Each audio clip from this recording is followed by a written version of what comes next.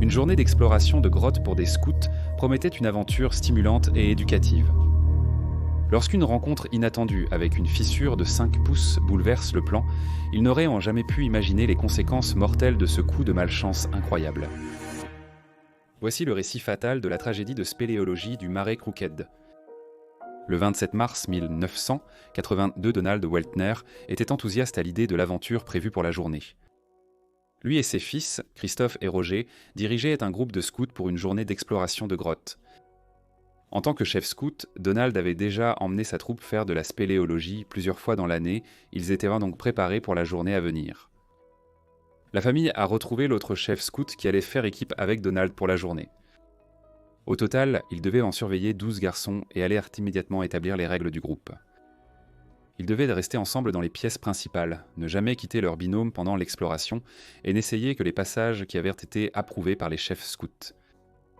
Les passages du réseau de grottes du Marais Tortueux dans le New Jersey étaient réputés pour être étroits, mais Donald et Jim n'étaient même pas trop inquiets.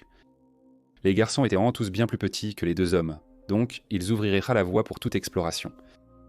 Si elles le pouvaient, les garçons aussi. Les cartes de cette grotte révèlent de nombreux passages étroits avec des plafonds bas d'une hauteur libre d'1 pied seulement. Certains des scouts étaient plutôt excités à l'idée de se faufiler dans ces passages difficiles, tandis que d'autres étaient plus nerveux face aux conditions claustrophobes. Donald, ayant guidé plusieurs groupes dans des grottes similaires, connaissait les diverses réactions des enfants face à ces conditions.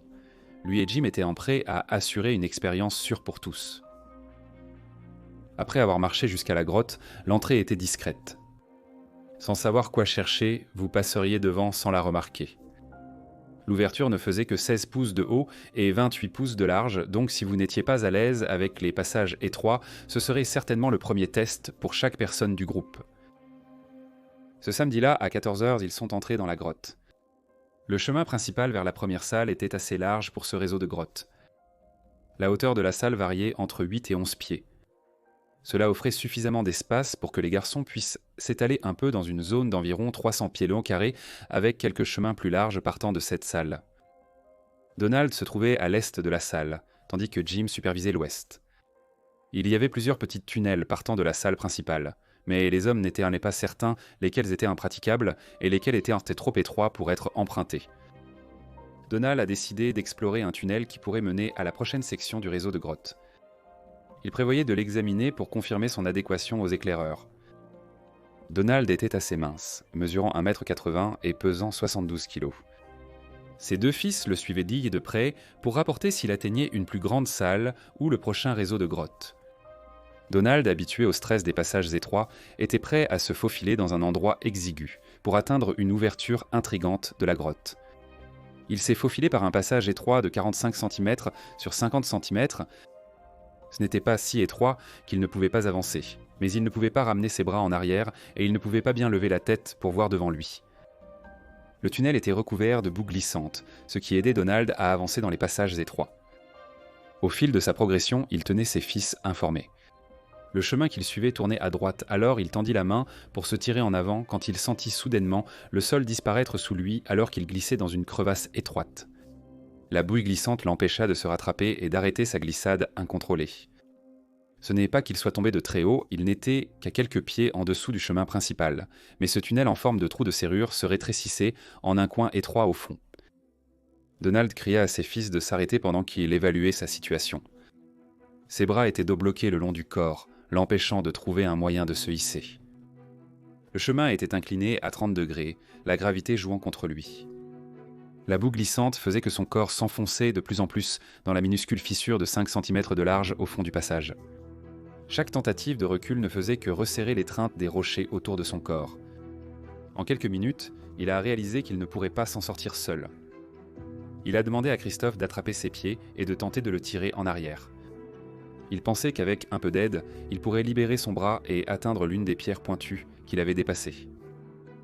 Christophe avait du mal à attraper les chaussures boueuses de son père dans l'espace étroit du tunnel. Après plusieurs tentatives de Donald et des garçons pour le libérer du piège, il leur a dit de sortir du tunnel et d'aller chercher le chef scout Jim. Ils ressentaient certainement le stress de la situation, mais ils étaient confiants qu'un adulte pourrait aider leur père à sortir de cette fissure.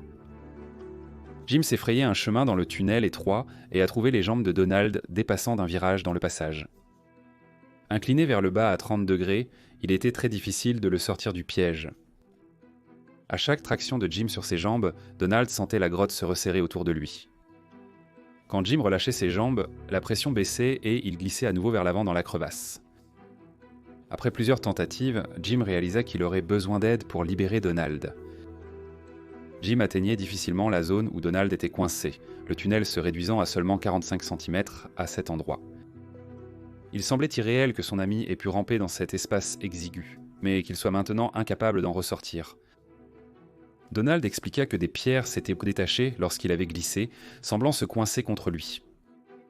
Chaque fois que Jim tirait Donald vers le passage, les pierres glissaient de ton, bloquant la sortie et comprimant le corps de Donald. Ce n'était pas une situation que les deux hommes pourraient résoudre seuls. Tirer en arrière ne faisait qu'enfoncer Donald dans un passage incroyablement étroit, et il n'y avait aucun moyen pour lui d'avancer, car il était plaqué contre les parois du tunnel qui s'étaient rétrécies à 5 pouces juste au-delà de sa tête. Donald était abasourdi par sa situation. Jim est ressorti du tunnel en marche arrière et a appelé à l'aide. Donald était coincé depuis près de 3 heures, sans bouger. La police a sollicité l'aide de spécialistes en spéléologie pour secourir dans les tunnels exigus. Ce n'était pas un lieu où une équipe pouvait venir secourir un spéléologue coincé. Le tunnel où Donald était coincé n'était assez grand que pour qu'une personne puisse atteindre ses pieds. Les sauveteurs tentent d'installer des cordes pour extraire l'homme du passage étroit. Malgré l'attraction supplémentaire de plusieurs personnes, cela n'a fait que coincer davantage Donald sous la corniche et le rocher qui l'emprisonnait, denté. Les sauveteurs ne pouvaient atteindre le rocher qui bloquait le passage, et les mains de Donald étaient recoincées par son corps dans l'étroite fissure où il avait glissé. Après avoir réalisé que le tirer ne suffirait pas, ils ont apporté des ciseaux et des marteaux-piqueurs pour tenter de déplacer de plus gros rochers. Le travail était minutieux dans cet espace exigu, avec peu de progrès malgré des heures d'effort. Des duos entraient et sortaient du passage pour atteindre Donald, tentant de réchauffer son corps avec une lampe chauffante et des bouteilles d'eau chaude autour de ses jambes. Ils rassuraient Donald, promettant de trouver un moyen de le libérer. Il se sentait complètement impuissant, sans l'usage de ses bras et coincé sous un rocher qui s'était détaché du plafond de ce tunnel. Donald avait froid et soif, mais personne ne pouvait l'atteindre pour soulager sa souffrance. Il les a chargés de prévenir son épouse de son retour tardif ce soir. Les minutes et les heures s'écoulaient lentement pendant que Donald réfléchissait à comment il en était arrivé là. Il est ardu de saisir la solitude que Donald a dû éprouver dans cet espace restreint. Complètement immobilisé, physiquement piégé de toutes les manières possibles, tout en étant capable de penser, de respirer et de parler librement. C'était un cauchemar frustrant qui paraissait interminable. Les spéléologues familiers avec le système savaient donc que l'autre grotte rejoignait ce tunnel là où Donald était coincé. Ils sont entrés de l'autre côté, ont exploré et trouvé un passage menant directement à ce minuscule tunnel. Mais seuls les spéléologues les plus minces pouvaient traverser ce passage. 2 sœurs ayant rejoint les secours étaient idéales pour atteindre Donald. Lynn et Nancy Taylor étaient des spéléologues expérimentés, dont les parents avaient ouvert la voie à une vie entière d'exploration de grottes. Elles étaient aussi membres de la Commission nationale de sauvetage spéléologique. Elles avaient 24 et 25 ans.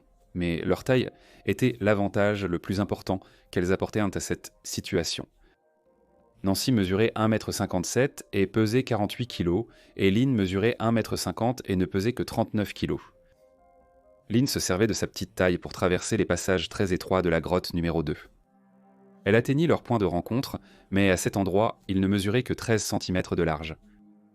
En tendant le bras aussi loin qu'elle le pouvait, elle n'arrivait pas à atteindre la tête de Donald.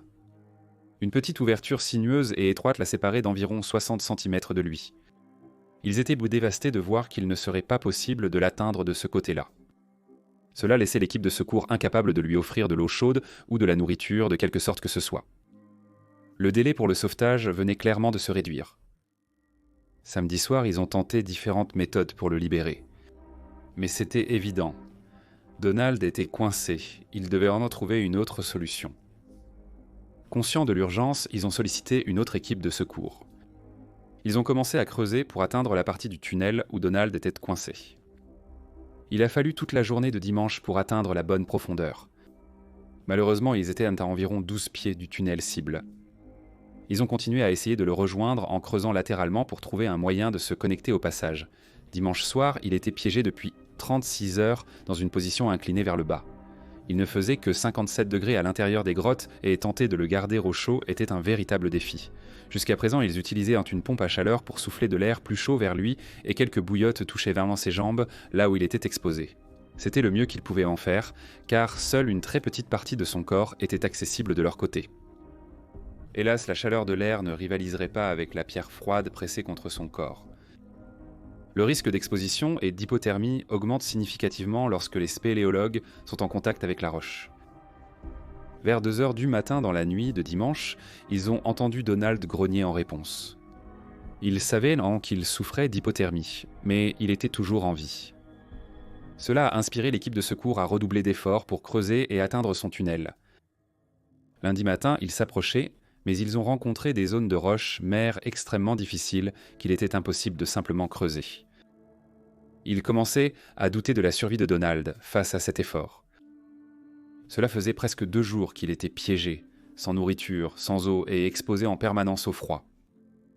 Une infirmière munie d'un Doppler portatif et d'un électrocardiogramme a été envoyée dans le tunnel principal pour évaluer l'état de Donald.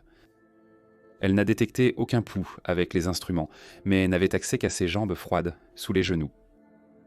Ce n'était pas une confirmation à 100% de savoir s'il tenait encore ou non, car les organes vitaux peuvent continuer à fonctionner longtemps après que les extrémités ont cessé de présenter un pouls. Vu la criticité accrue de la situation, ils ont opté pour les méthodes les plus extrêmes, dont de la dynamite et une pelleteuse. C'était risqué, mais s'ils ne l'atteignaient pas rapidement, ils n'avaient aucune chance de survie. Mardi matin, ils ont atteint son emplacement et un médecin a confirmé les soupçons de longue date. Donald Waltner était mort. Il n'a simplement pas pu survivre 3 jours dans ces conditions extrêmes. L'équipe a continué ses efforts pour récupérer son corps, malgré la difficulté de la tâche. Après avoir finalement atteint son emplacement, ils ont passé une journée entière à récupérer son corps. Les passages étaient irréguliers, rendant difficile de le soulever avec les cordes et les sangles pour le dégager. Les 150 sauveteurs ont déployé des efforts héroïques pendant 80 heures pour sauver Donald Waltner. Malgré tous leurs efforts, la nature étrange de l'accident a empêché Donald Waltner de s'échapper de la grotte. Son autopsie a confirmé plus tard qu'il est mort d'hypothermie et d'exposition entre dimanche soir et lundi matin. Il a survécu à ces conditions éprouvantes pendant au moins 36 heures et peut-être jusqu'à 48 heures. Suite au décès de Donald, l'accès au système de grottes a été restreint. Un groupe de conservation limite maintenant l'accès aux groupes remplissant 2 critères. Ils doivent être des spéléologues expérimentés et membres d'une organisation spéléologique reconnue.